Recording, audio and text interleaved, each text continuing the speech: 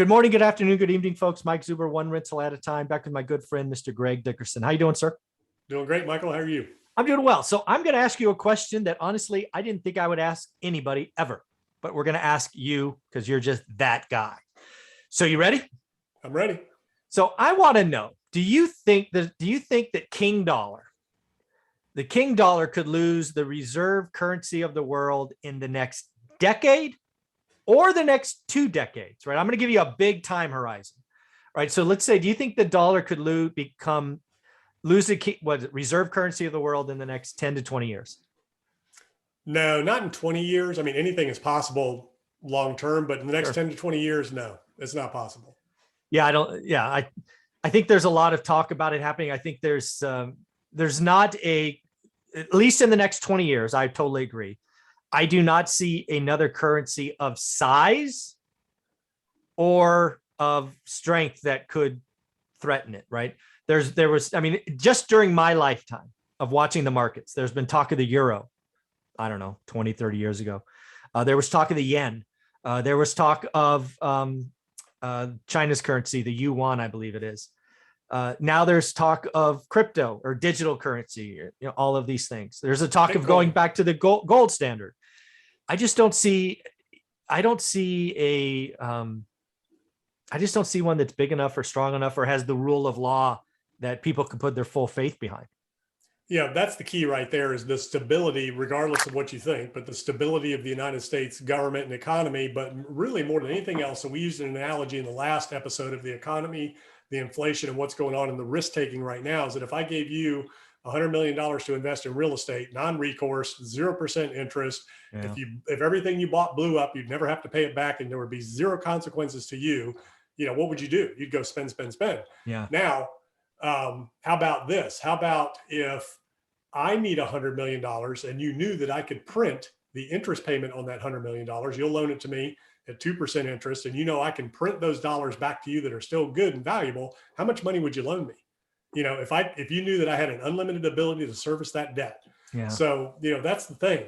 We create our own currency that isn't tied to any type of a gold or anything like that. So it's unlimited in the amount that we can create. And we have a GDP to back it up. And when you lever up our GDP of $30 trillion, realistically, we can borrow $100 trillion and we're okay.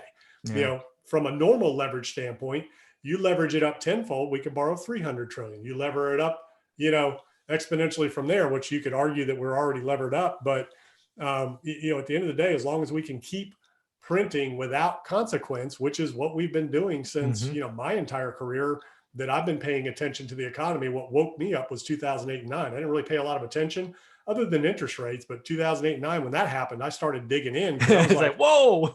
Well, I was like, how could that happen? Yeah, that's different. And we've been on the printing press since then, and we've had zero negative consequences. They've only been positive. We've had the longest bull market in the history of the world in all assets. I mean, real estate's been straight up pretty much since then. And we had a little correction after that, 2011, or not 11, but 2019, when interest rates started ticking up a little bit and the Fed started tapering. There's been a couple where they tried to get out of the markets. Yeah. But we really haven't seen super hyperinflation like you think we would have at the consumer level from all of this stimulus. We've seen it in the assets, and that's the result of the bull markets that we've been in. But as long as the Fed keeps it up, that can keep growing. We can keep going, and nothing is really going to affect that. But at the end of the day, it's the faith in the value of that dollar, backed by the United States. You can't trust China. You can't trust any of these other countries. We're the only ones that you can truly trust from a financial standpoint in terms of the value of the dollar and our ability to continue to service it.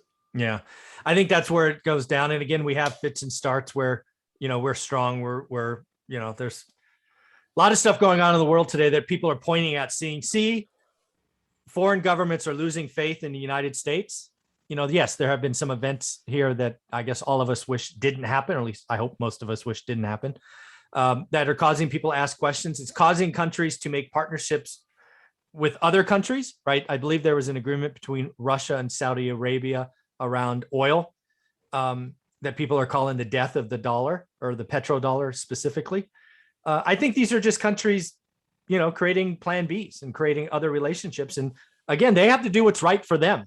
And having only dollars, that's that's risky, right? They're doing the right things from portfolio management, frankly. Yeah, exactly. And so from the standpoint of reserve currencies, world reserve currencies, the dollar is the world's reserve currency. Governments around the world own more dollars than any other asset. Yeah. They're starting to stock up a little bit more on gold, but they still have more dollars than anything else. Some countries will offload, but at the end of the day, the countries and the economies around the world that matter, they're in the dollar, and the dollar is the de facto reserve currency. And you can take the dollar anywhere in the world and use it. Yeah. So I've been studying this for quite a while, right? Because the death of the dollar has been a topic for the last 2 decades easily, right? That's what people think, like the death of the dollar is the new idea. They've been around since Japan was kicking our butt with manufacturing. But the one area that I thought had a chance to dethrone King Dollar, there was talk right when the euro was coming out about creating a basket of currencies, right? You'd have, 1/3 euro, you'd have, 20% yen. And I'm just making up these numbers because I don't remember what they were. And you'd have a little bit of China, a little bit of this, a little bit of that. And yes, a little bit of dollar. I was like, that could be interesting, right? Whatever this basket becomes, call it blue. I don't care. Call it whatever you want. But what happened is that was kind of taking fold. What do you think happened? Countries didn't agree. My currency is worth more than your currency and this and that. I mean, what you really realize is once you try to put together a basket with, 5, 10, 20 currencies, they don't agree. And if you can't get agreement on the, weighted portfolio, that idea just blows up. Which is how the dollar is measured, by the way. So the dollar is measured against a basket of other currencies, the major currencies, and that's where the value of the dollar globally comes up from. But at the end of the day, you just can't trust anybody else anywhere else in the world like you can trust the United States. And regardless of what people's beliefs are, and I know there's a lot going on right now with Afghanistan and things, but at the end of the day, from a financial standpoint, I mean, look what China's done. They just come in and shut you down and take your property. So will other countries. Exactly. And, we're the only country in the history of the world that doesn't try to go invade others and take them over. Yeah. We're the ones that come to the defense of others and try to help them. We're not trying to claim more. We came to this country to get away from that.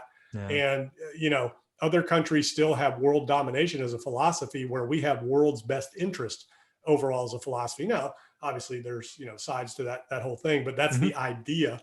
Yeah. Of, this country is the reliability and the strength of the United States and the dollar system. You're just not going to replace that. Yeah. The one area I wanted to go to, because you cover this a lot more than I do, I frankly never talk about it, is Bitcoin, right? I think it was El Salvador that went first. It called it a legal current or a current. I don't know what they call it. I think it's legal tender. Cuba just did the same thing. Well, not yet. They're talking about it and they're voting on it. There's other countries that, then they're not even talking about Cuba. I haven't read it, but I don't think they're talking about legal tender, but they're talking about as an authorized or recognized, form of payment currency. Thank you for the correction. Again, I never look at these. I was a headline.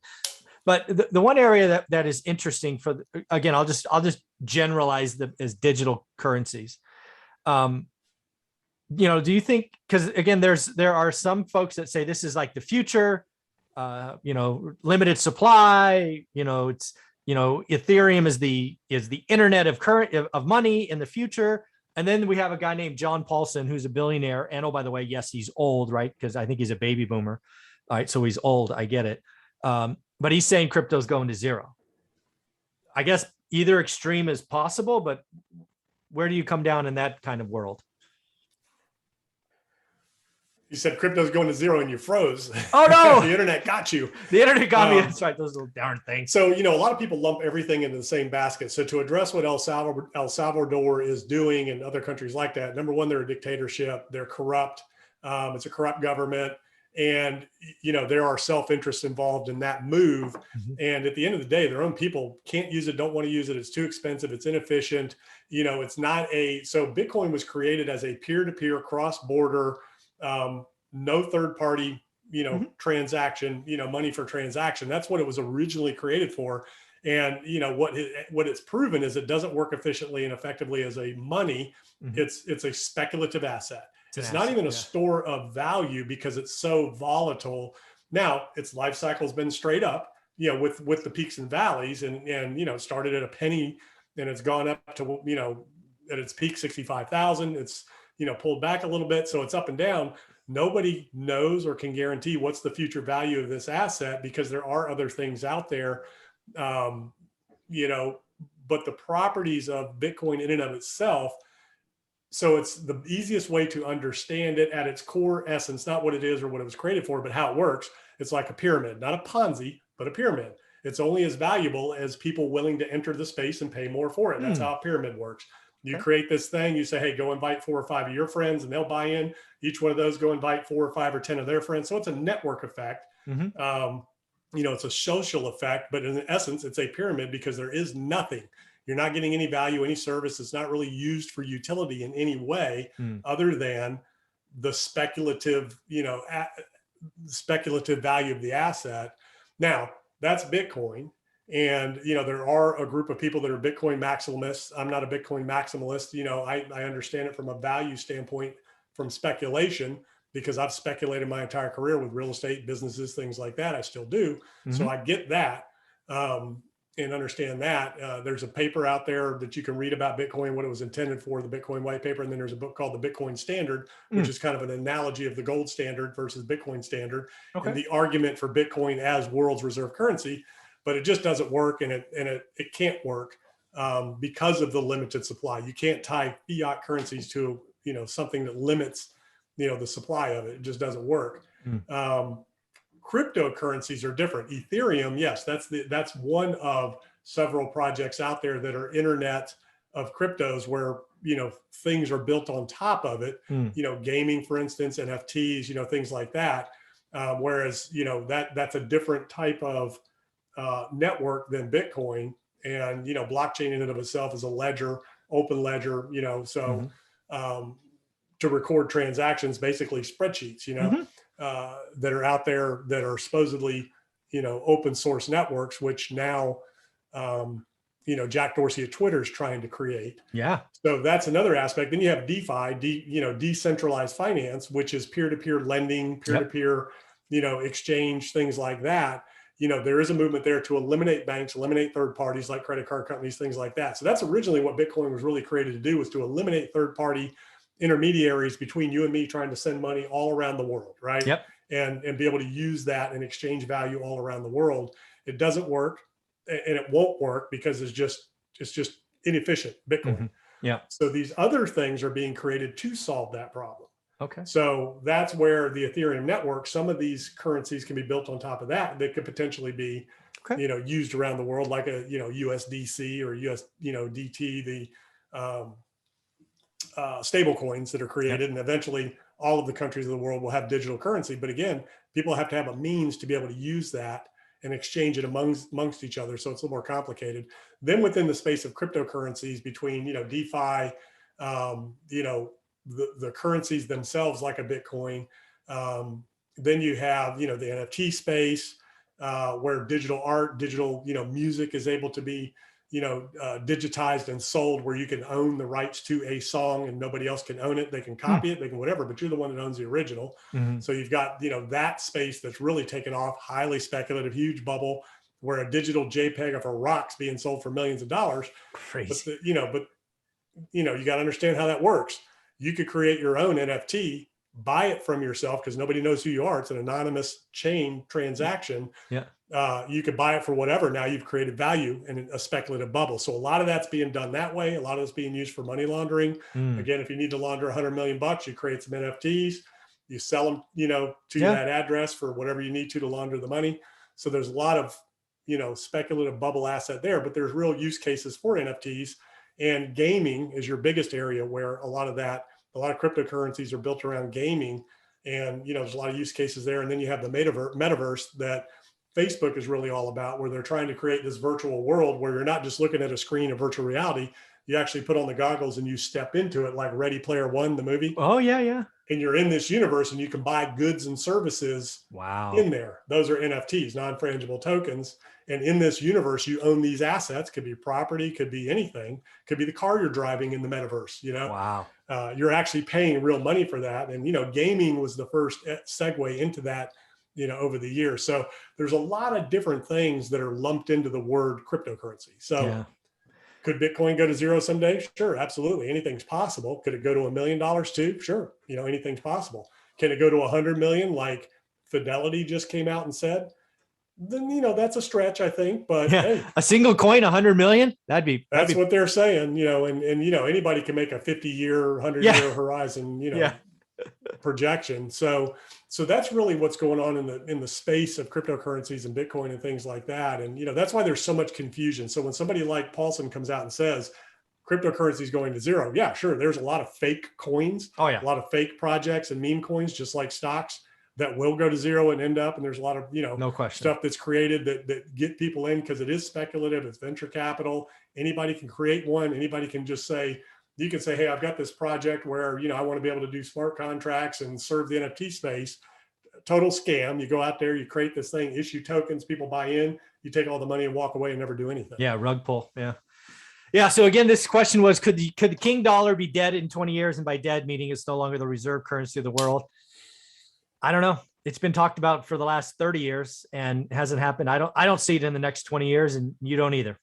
Yeah, anything is possible, but Sure. at this point in time, you'd have to replace it with something that can be trusted worldwide that everybody would use. So is that possible? Sure. A Bitcoin-like instrument Maybe could be the solution. could be. But at the end of the day, who's going to back that up? The public at large, which was the whole idea behind Bitcoin, is that you have trust in the network that backs up the value of it. So, but it can't be limited. That's the thing, so it's very complicated. I just don't, I think there's the big trust factor. And again, the other thing that I've always thought about is just the size. Back when the whole thought was the yen's going to become the number 1 currency and all, I'm like, do you guys understand the scale? Like how many yen there are to how many, this was in the 80s. Like that mathematically doesn't work. I get the fact that they're kicking butt with manufacturing and just-in-time inventory and all of that, but and then they go out and buy, Pebble Beach. I think they bought the Pebble Beach golf course for a record at the time and lost their ass because again, it's I don't know, just a bubble. So yeah, I don't see the dollar going away. I think the most likely thing is a crypto or digital currency like thing. But again, I go back to that basket of goods, right? There was a time where the basket of currencies felt like, hey, you know what? If the 8 largest or 10 largest countries got together and said, hey, we're going to put together, this is the ratio, let's kill the dollar, that could have worked. But once you get together with 8 countries with 8 leaders and 8, populations, it just blows up. So, it's really interesting. And then the whole conversation in the crypto space is all about decentralization. It's all about open source, open network, where people collaborate. And that's how Bitcoin is done. There's miners all around the world that run machines that maintain the network and record and, maintain these transactions, and they get rewarded with blocks, of Bitcoin. And so there's a council now that they all talk about things. So even that's not truly decentralized. Sure, there's different operators, but they still have to have a council. They still have to agree on updates and if they get hacked and all these different things. So there really is no way to truly decentralize something, especially when you're dealing with a currency, or even stores of values. A network has to be maintained. And, if you're in a situation where everybody has to vote and everybody has a say, well, that's not, that's the idea of decentralization, but still at the end of the day, you're going to have some centralization of a network to keep it going and keep it alive. Yeah, it's been a lot of fun. So Greg, how can people find you? Yeah, gregdickerson.com. I got a YouTube channel podcast. I talk about all these things, real estate, finance, every markets, day, cryptos every day. I'm putting content out. Very cool, man. Thank you very much.